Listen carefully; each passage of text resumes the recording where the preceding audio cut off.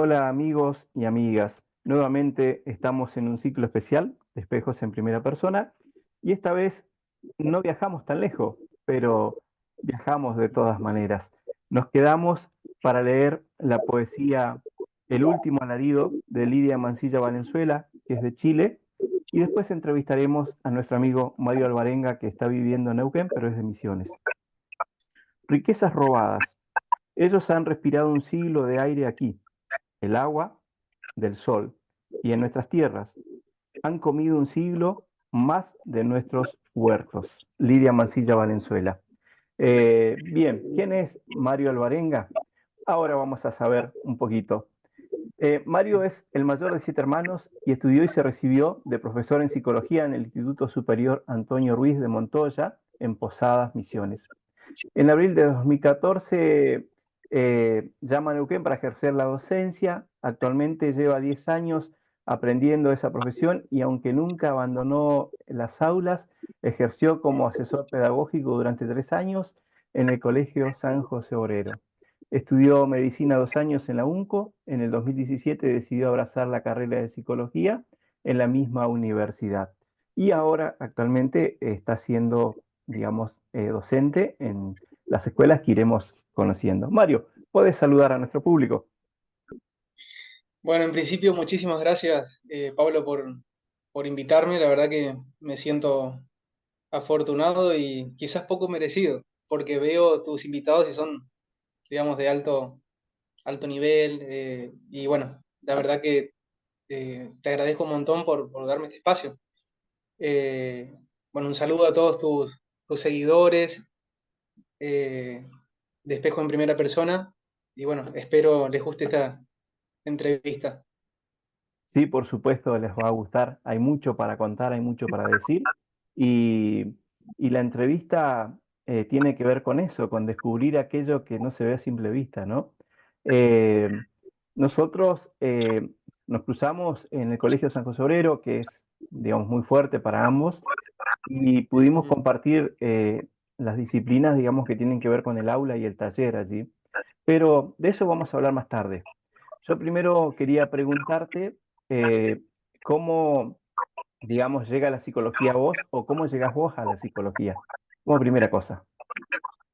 Bueno, en principio,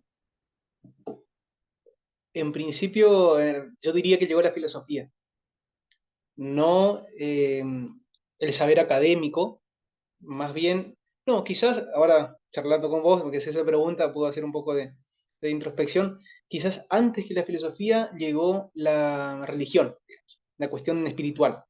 Diría que ese fue como el arjé.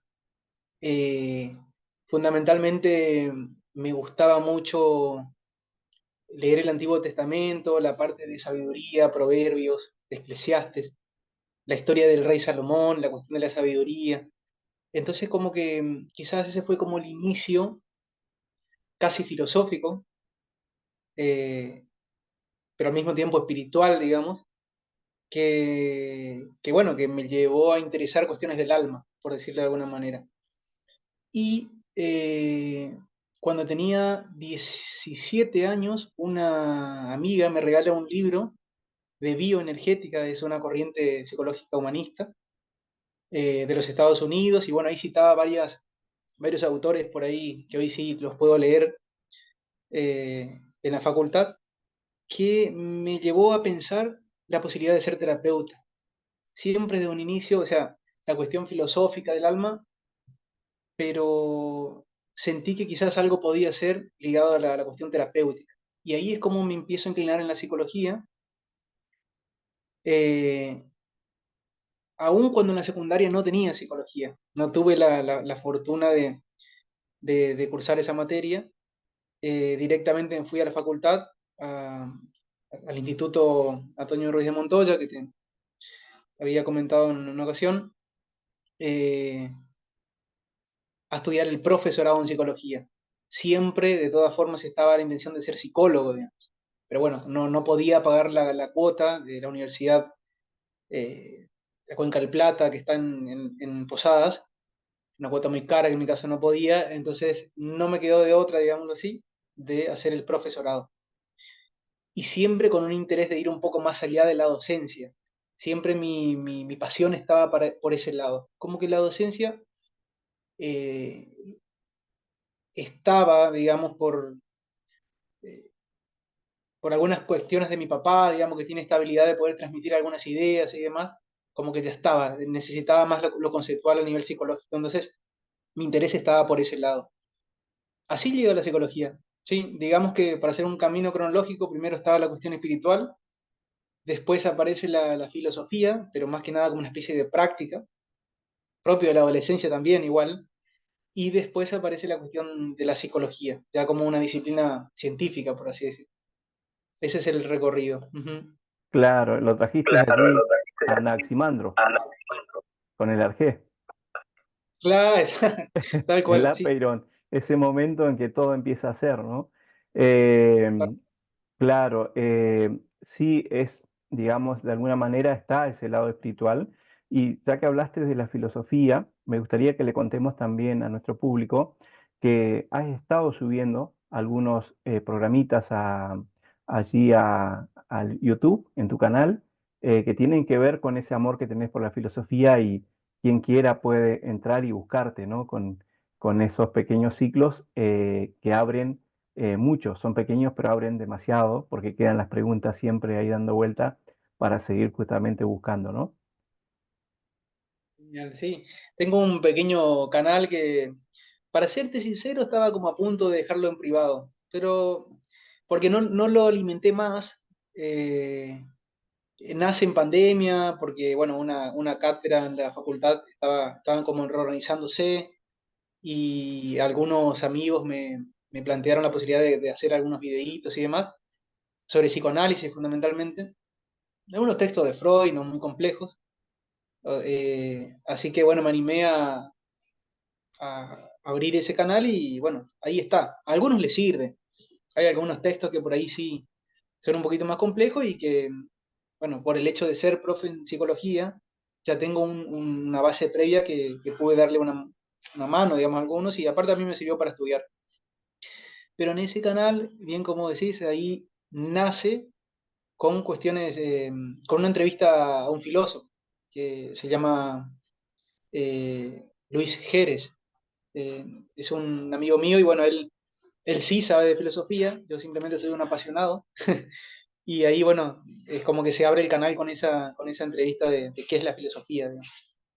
Y después aparecen los videos sobre psicoanálisis que bueno, están ahí. Eh, a los que quieran visitar, se llama Lo Inconsciente.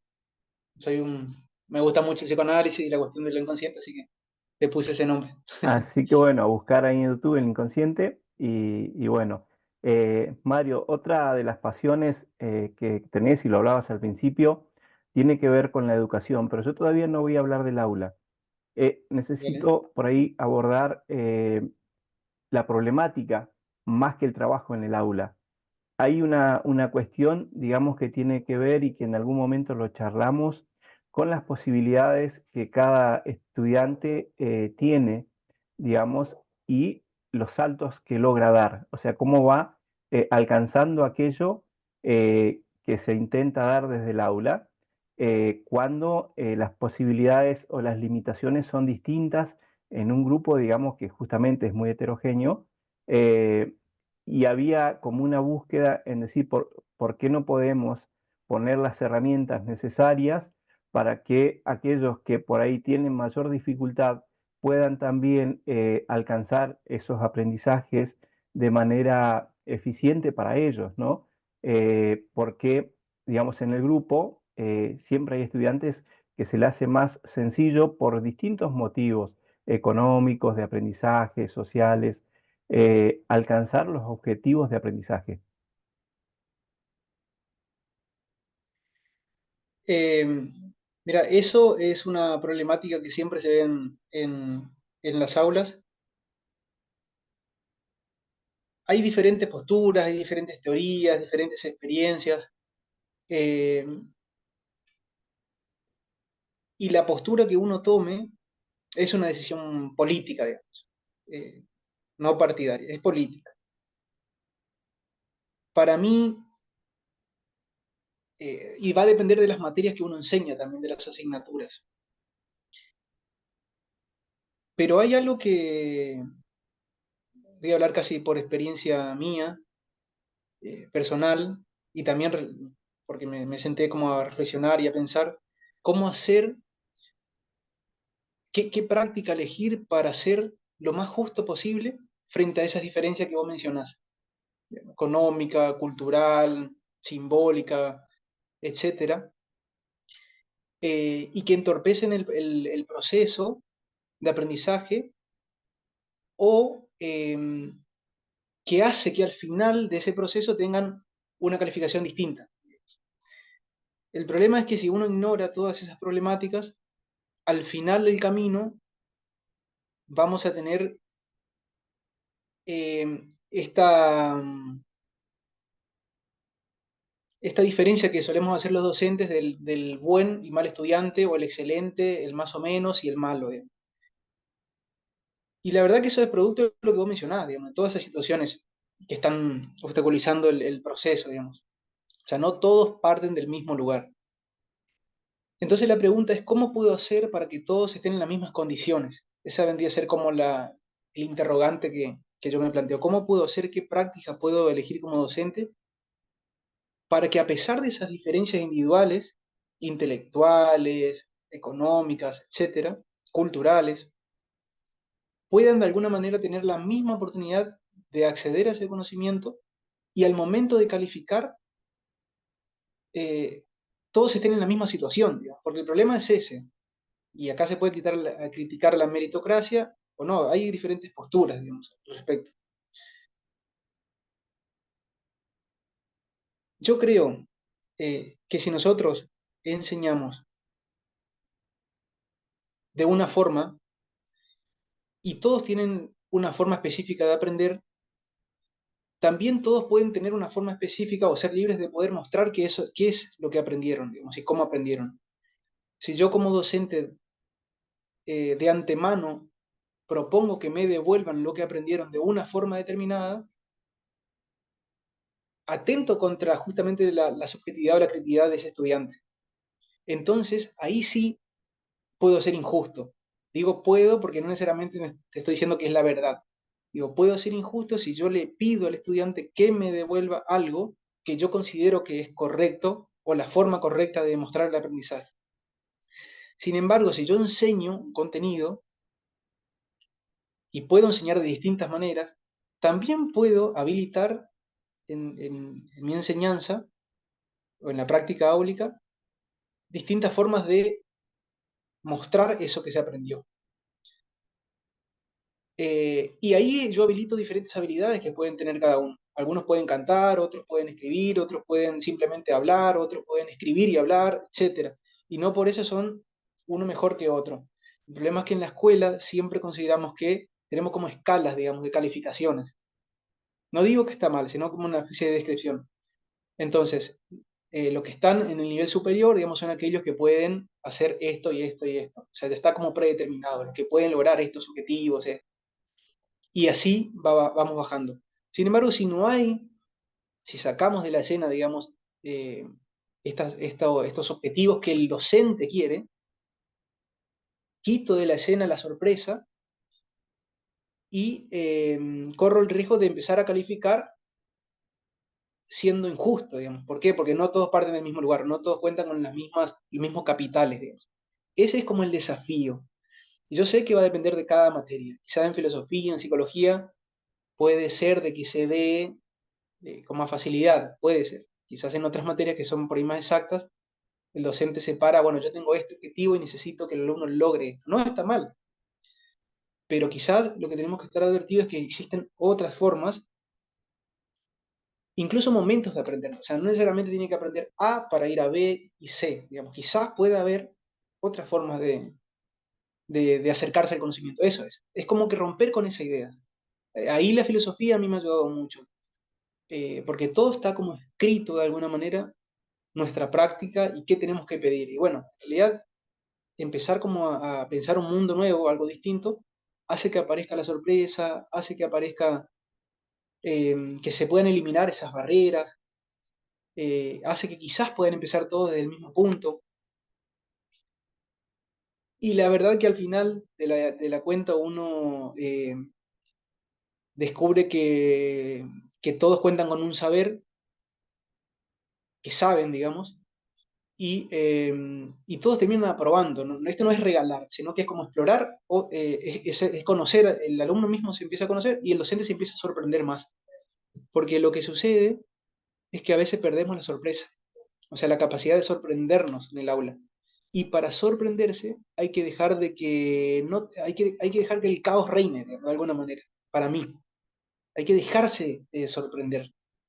A veces no planificar tanto. Tener objetivos, claro que somos docentes y tenemos esa función de educar, pero hay que dejar habilitar la sorpresa. Eso es lo que hace, me parece, que sea mucho más rico. Eh, Dígame que podamos como de alguna manera ir eliminando esas barreras que estaba mencionando al principio. Claro que sí, lo pregunté a propósito porque sé de tu trabajo, he estado viendo mientras fuimos compañeros y hemos tenido largas charlas sobre la, la forma, digamos, en que los estudiantes abordan el aprendizaje y la forma en que los docentes se paran en el aula y en esto no hay una receta, sino que es como vos decías, ¿no? También hay una planificación, cierto, pero también en el aula está esa posibilidad de habilitar la palabra, de habilitar el juego, de decir, bueno, a ver de qué manera podemos recuperar esto y me lo está diciendo de todas maneras, el aprendizaje se está incorporando y está quedando como algo significativo. Por eso lo preguntaba. Mientras vos ibas transitando momentos del aula, contestaste la pregunta que venía, entonces voy a ir por otro lado. Hay una forma de llegar, digamos, a una no a una calma, pero sí a una cierta serenidad.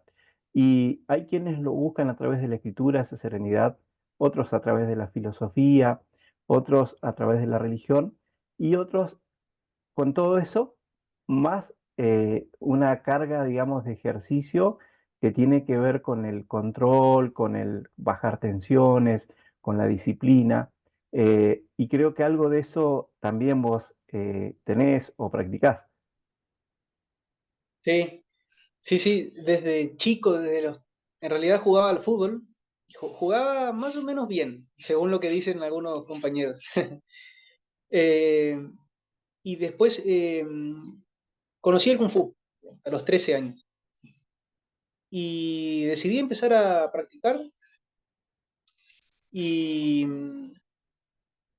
bueno, descubrí un mundo, digamos, interesante porque como que ya estaba en mí esta cuestión del pensar, del filosofar, etcétera, y bueno, el Kung Fu tiene algo de eso, hay algo de la meditación, de la reflexión, etcétera, y que además estaba esto que a mí siempre me gustó, el tema de las artes marciales.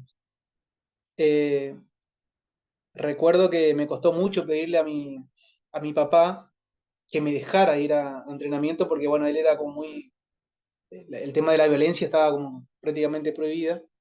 Y bueno, hay una concepción errónea, si se quiere, sobre eso.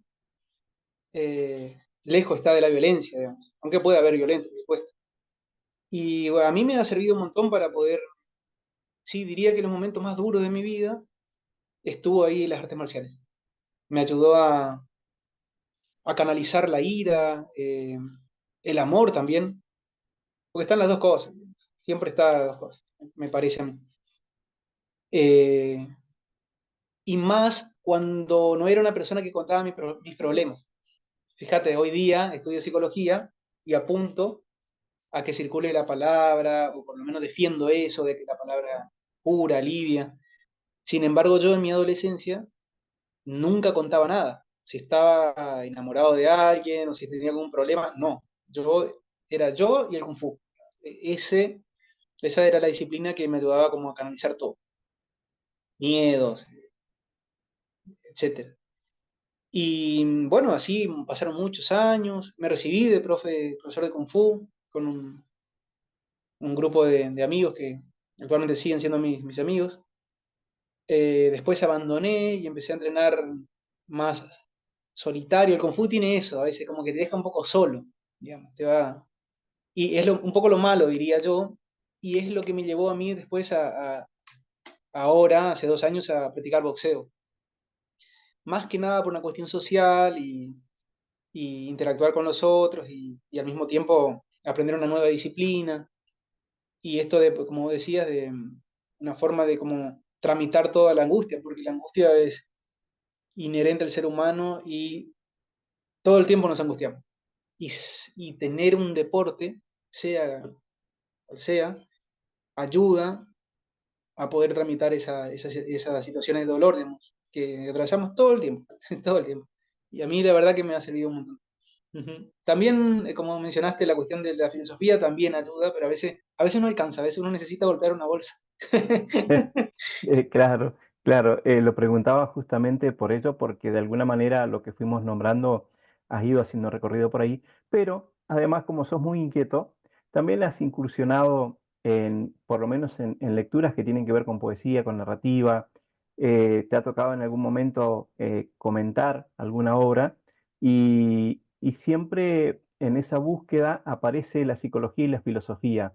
Es decir, aquello que por ahí no se observa en la primera lectura, sino que va apareciendo cuando se empieza a escarbar, ¿no? Sobre eso que está entre líneas.